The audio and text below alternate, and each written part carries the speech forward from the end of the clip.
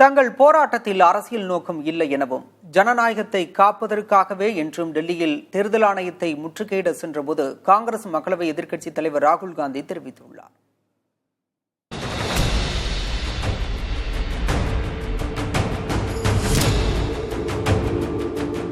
பீகார் வாக்காளர் பட்டியல் சிறப்பு திருத்தத்திற்கு எதிர்ப்பு தெரிவித்தும் தேர்தல்களில் வாக்கு திருட்டு நடந்திருப்பதாகவும் குற்றம் சாட்டி டெல்லியில் ராகுல் காந்தி தலைமையில் எதிர்க்கட்சி எம்பிக்கள் போராட்டம் நடத்தினர்.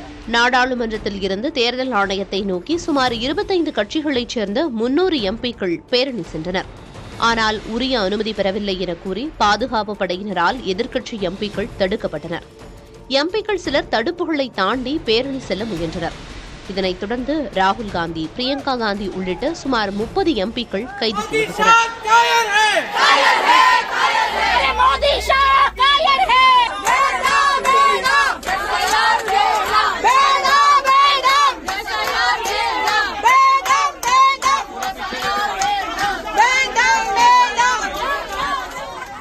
பின்னர் செய்தியாளர்களிடம் பேசிய ராகுல் காந்தி, இது தனிமனிதனின் வாக்குரிமையை காப்பதற்கான போராட்டம் என குறிப்பிட்டார்.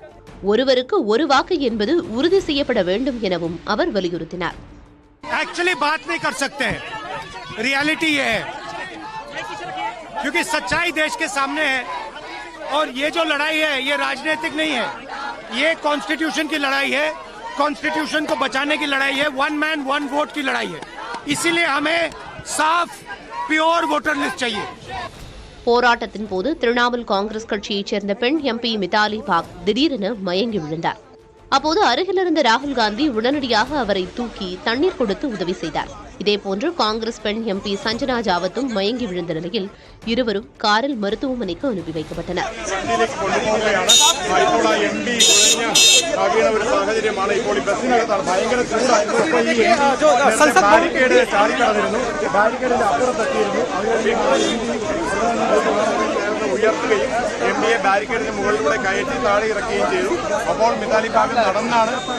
சாமானியர்கள் மற்றும் எதிர்க்கட்சிகளின் பேச்சுக்களை மதிக்காமல் தங்களின் குரல்களை மோடி அரசு நசுக்குவதாக காங்கிரஸ் எம்பி பிரியங்கா காந்தி வீடியோ வெளியிட்டு கண்டனத்தை பதிவு செய்துள்ளார்.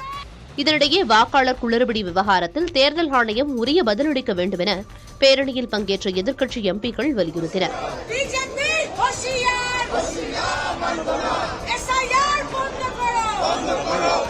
புதிய தலைமுறைக்காக செய்தியாளர் ராஜீவ்.